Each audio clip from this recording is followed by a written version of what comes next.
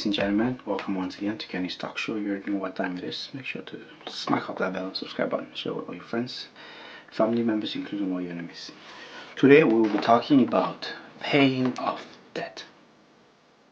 Debt is like an addiction. Debt is like sugar. Your body craves for sugar when you eat ice cream and all that crap.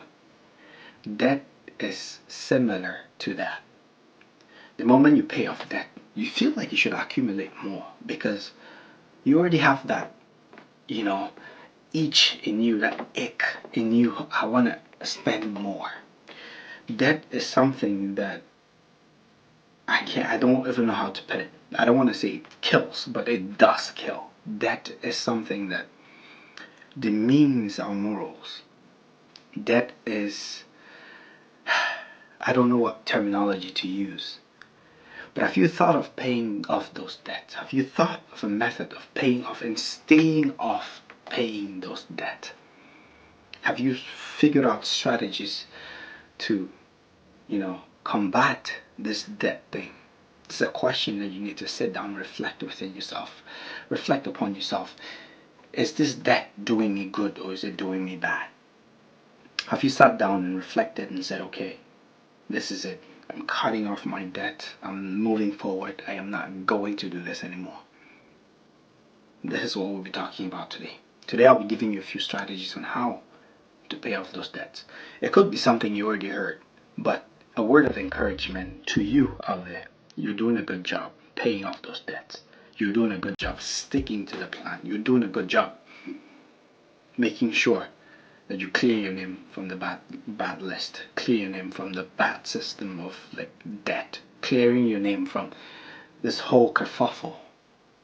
Now, I'll start with the very first thing that you should do when it comes to debt. There's something called the snowball effect or the snowball method. This is one of the things that Dave Ramsey preaches around the world about paying off debt.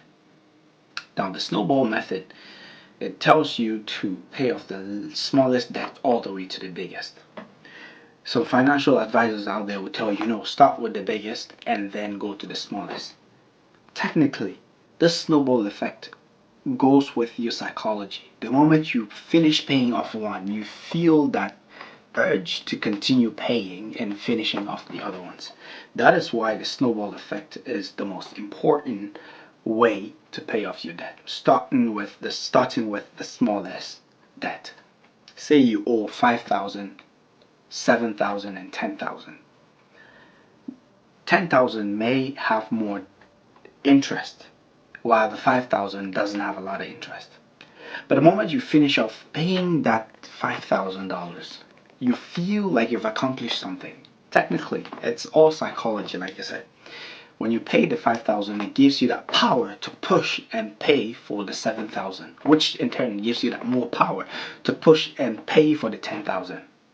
It's something simple. The snowball effect, the snowball method of paying off debt is very important. You should read on this.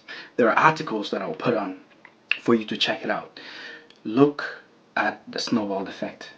Look at the snowball method of paying your debt. It's very important.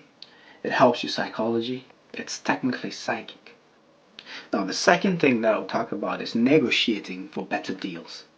You may have heard this in one of my other videos, but negotiating for better deals helps you pay off debt quicker or quickly. Now, I'll still use a simple method or a simple example of something. Say you bought a couch at Best Buy and they gave you interest of 15% on the couch, not Best Buy. What am I even talking about? Scratch that. Say you bought a couch at Bricks, and they gave you their credit card and gave you an interest of 15% and said, okay, well, you can pay. It's an open loan. You can pay within 15 months.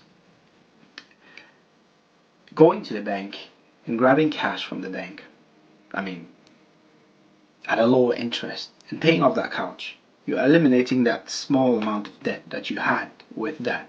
Whereas you're negotiating, on the other hand, a better deal by paying quickly the couch, creating a good credit score, at the same time holding on to your bank or having your bank deduct the payments from your account at a lower interest rate. That's what negotiating is when it comes to negotiating your debt. Now, the third thing I'll talk about is cutting non-essential expenses. I know when you start spending on your credit card, it feels like you should keep going because you don't have that feeling of paying it all at once.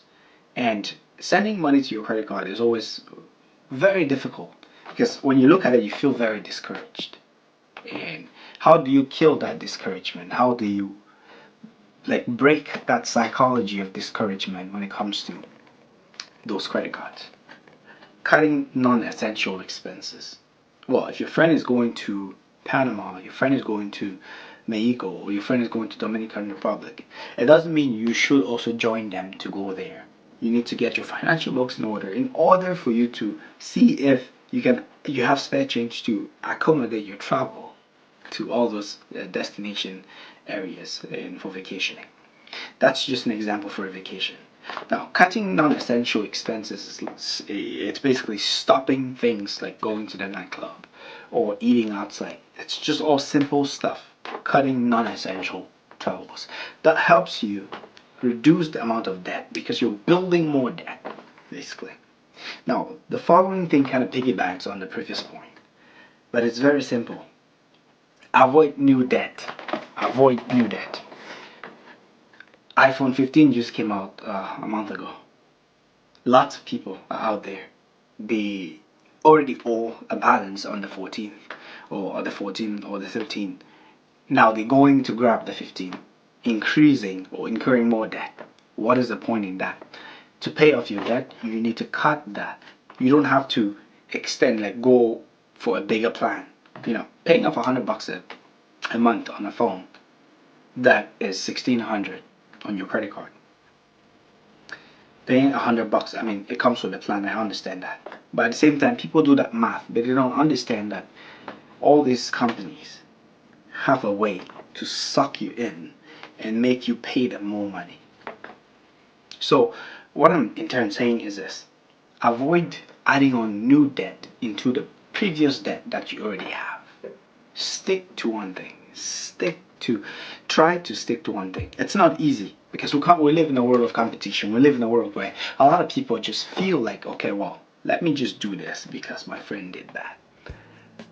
If you want to pay off your debt, you need to cut back on anything new. Cut back on new debt. Cut back on things that are irrelevant. Like I said, it was piggybacking on the previous point. But cut back on your new debt. Don't, because you have a car that you owe like $5,000 on it, and there's a newer model that came out, and you want to go get the newer model. That debt, that balance owing, that $5,000 carries on to the new car. Whereas if you paid off the old car, and sold it off, you have more money on your hand than actually going in to drop it off. I mean, it's relative. There's more factors involved, but thinking about it from a standpoint, from my standpoint, avoid increasing new debt.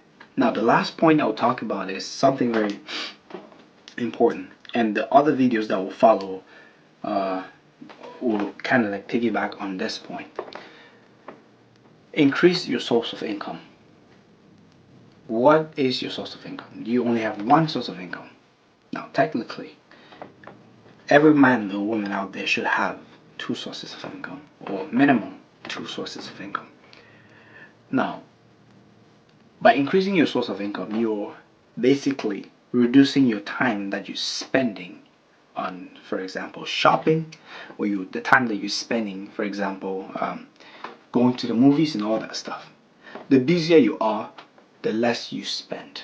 That's a proven theory, because if you have a second job, or if you have something on the side that keeps you busy, you have limited amount of times to place orders online, to buy things, unless you're an addict, basically.